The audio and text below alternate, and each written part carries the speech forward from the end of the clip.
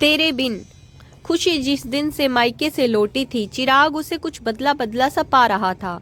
Office जाते समय पहले तो वह उसकी हर जरूरत का ध्यान रखती। नाश्ता, टिफिन, घड़ी, मोबाइल, वॉलेट, पेन, रुमाल, कहीं कुछ रह न जाए।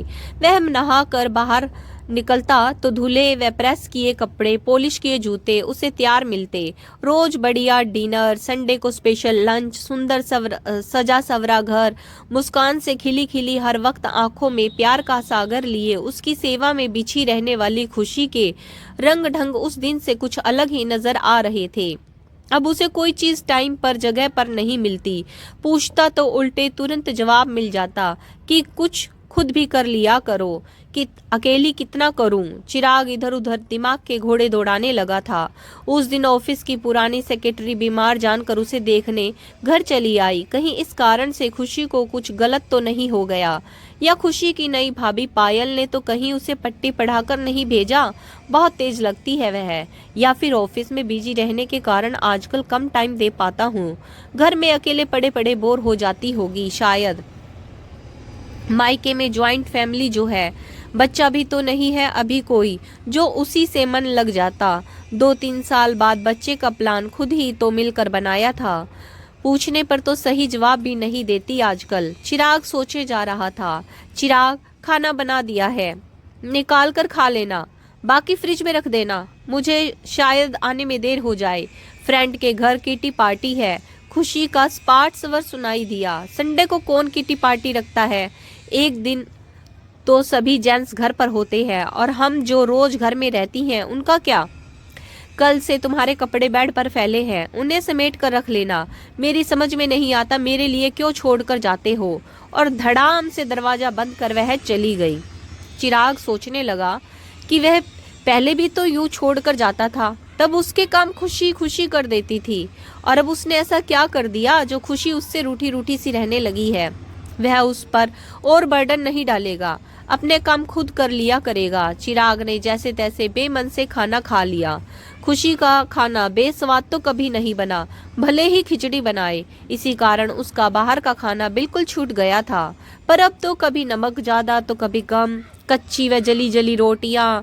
हुआ क्या है उसे? वह हैरान था, उसको समझ में नहीं आ रहा था। फिर मन ही मन बुदबुदाया कि चल बेटा, हॉस्टल डेज याद कर और आज कुछ बना डाल खुशी को खुश करने के लिए। जब तक वह घर लौटे बढ़िया सा डिनर तैयार कर ले उसके लिए। हमेशा वही बनाती है, उसे भी तो कभी कुछ करना चाहिए। फिर सोचने लगा कि खुशी को आमिर खान पसंद है, और पहले गजनी मूवी के टिकट बुक करा लिए जाएं, नाइट शो के। फिर ऑनलाइन टिकट बुक किए, दोनों की पसंद का खाना तैयार किया। खुशी आई तो उसका प्रयास देख मन ही मन खुश हुई। मन को थोड़ा सा ठीक किया, पर बाहर जाहिर नहीं होने दिया। यही तो चाहने लगी थी कि चिराग किसी बात के लिए उस पर निर्भर ना रहे। डिनर भी चुपचाप हो गया। मूवी में भी खुशी चुप चुप रही। उसकी चुप्पी चिराग को अखरने लगी थी। अतः बोला, कोई बात है खुशी तो मुझे बताओ, मुझसे कुछ गलत हो गया है, या मेरे साथ तुम्हें अब अच्छा नहीं लगता? जब तुम हिंदी मूवी पसंद नहीं करते हो तो मेरी पसंद के टिकट लाने नहीं चाहिए थे, रविश और धीरज को लेकर जाते। अच्छा होता कोई अपनी पसंद की इंग्लिश मूवी एंजॉय करते। जबरदस्ती मेरे कारण देखने के लिए क्या जरूरत है? चिराग देखता रह गया कि जो खुशी दिन रात उसे दोस्तों के साथ ना जाने और अपने साथ ही हिंदी मूवी देखने की जिद करती थी, वही आज उल्टी बात कर रही है। क्यों उससे कट रही है खुशी? क्या किसी और के लिए दिल में जगह बना ली है? फिर उसने सिर झटका कि वह ऐसे सोच भी कैसे सकता है। उसे दीवानों की तरह चाहने वाली खुशी ऐसा कैसे कर सकती है? वह चाहती है ना कि वह अपने सारे काम खुद करे तो करेगा, तब तो खुश होगी, उसे पहले वाली खुशी मिल जाएगी। 2-3 महीने में चिराग ने अपने को काफी बदल लिया। अपने कपड़े हर संडे धो डालता, खुद प्रेस करता, कुछ बाहर से करवा लेता। घड़ी, वॉलेट, मोबाइल चार्जर वगैरह ध्यान से एक एक चीज रख लेता। खुशी को इसके लिए परेशान ना करता। पेट भरने लायक खाना भी बनाना आ गया था। ऑफिस जाने से पहले अपना कमरा ठीक कर जाता। अब तो खुश हो खुशी? वह पूछता तो खुशी होले से मुस्कुरा देती, पर अंदर से उसे अपने कामों को स्वयं करता देख बहुत दुखता। पर वह ऐसा करने के लिए मजबूर थी। चिराग, इंग्लिश की नई मूवी लगी है, जाओ अपने दोस्तों के साथ देख आओ। खुशी, तुम मुझे ऐसे अपने से दूर क्यों कर रही हो? मैं समझ नहीं पा रहा हूँ कि यह कैसी खुशी है तुम्हारी। क्या मुझे अपने लायक नहीं समझती अब? चिराग तो लायक है, और तुम्हारे लिए वह ललिता मौसी ने ही लड़की चुनी थी ना, उसकी ननद की बेटी सविता। बिल्कुल तुम्हारे लिए हर तरह से सही मैच। उसने अभी तक शादी नहीं की, मेरी वजह से उससे रिश्ता होते होते रह गया था तुम्हारा। ललिता मौसी इसी कारण अभी तक नाराज हैं। उनकी नाराजगी तुम दूर कर सकते हो तो बताओ, कहाँ कितनी पुरानी बात लेकर बैठ गई तुम। हम दोनों एक दूसरे को पसंद किया, प्यार किया, शादी की, अब यह बात कहाँ से आ गई? ऑफिस को देर हो रही है, मैं निकलता हूँ। शाम को बात करते हैं, रिलैक्स। और फिर हमेशा की तरह बाहर निकलते हुए उसके माथे पर चुम्बन जड़ दिया। तुम कुछ भी कर लो, कह लो, तुम्हें प्यार करता रहूंगा, सी यू। यही तो मैं अब नहीं चाहती चिराग। तुम्हें कुछ कह भी तो नहीं सकती। खुशी देर तक रोती रही।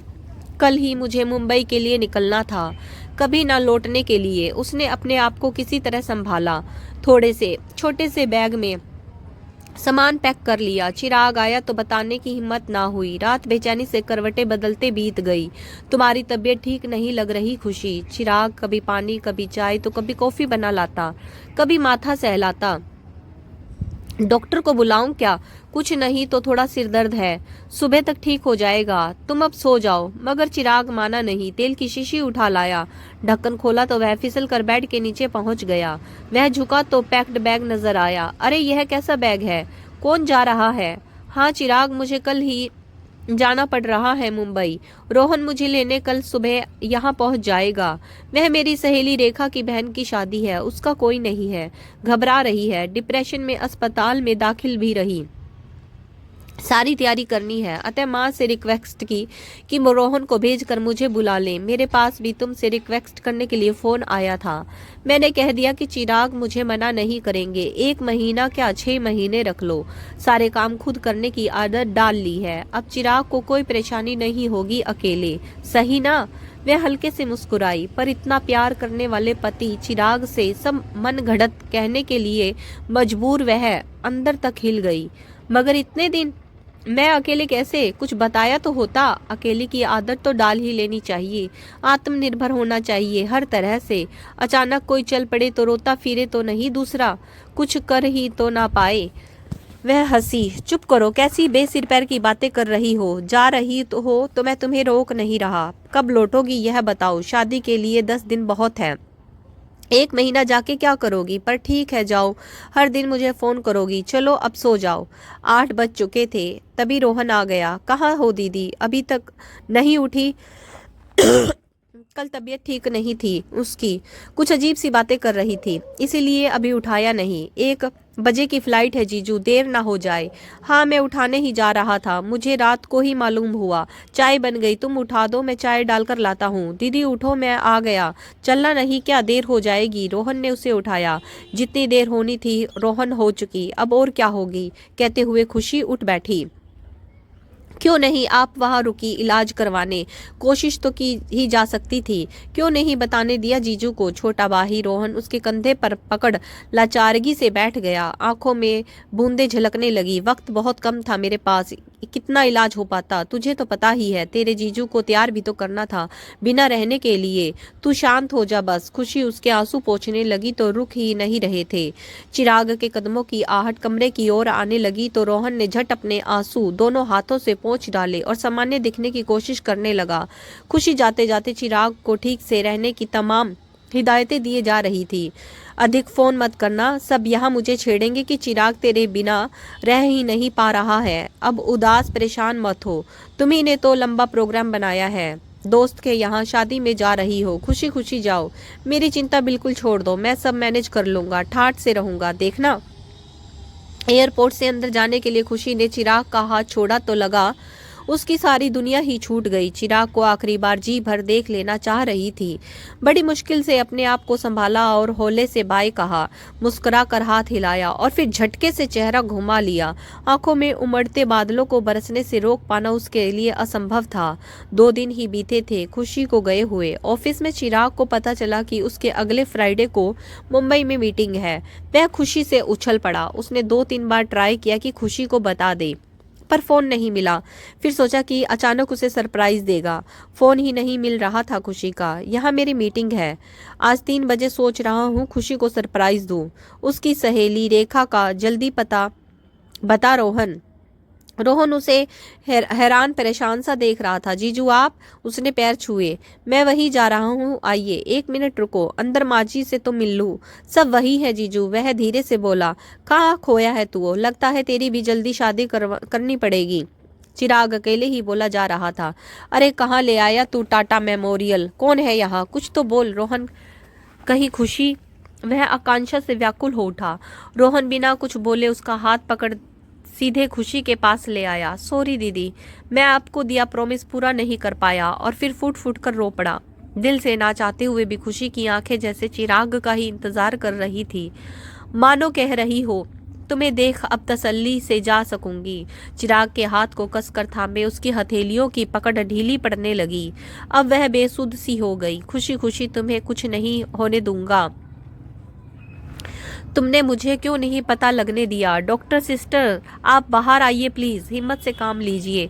मैंने इन्हें 2-3 महीने पहले ही बता दिया था। बहुत लेट आए थे, कैंसर की लास्ट स्टेज थी। अब कुछ नहीं हो सकता। ऐसे कैसे कह सकते हैं डॉक्टर? आप लोगों से नहीं कर पा रहे हो यह और बात है। मैं अमेरिका ले जाऊंगा, फौरन डिस्चार्ज कर दीजिए। मैं तुम्हें कुछ नहीं होने दूंगा खुशी। मैं भी आया और वह बाहर भागा। जी जान लगाकर चिराग ने आनन फानन में अमेरिका जाने की व्यवस्था कर ली। 2 दिन बाद वह खुशी को लेकर विमान में इसी उम्मीद की उड़ान भर रहा था। तेरे बिन नहीं जीना मुझे खुशी, उसने उसके कानों में धीरे से कहा और हमेशा की तरह उसके माथे पर चुंबन अंकित कर दिया। परंतु इस बार वह आंसुओं में भीगा था। तो दोस्तों आज की कहानी कैसी लगी कमेंट्स करके जरूर बताइएगा। अगर कहानी पसंद आई है please like share and subscribe my channel stories bye Sunita Saini. Video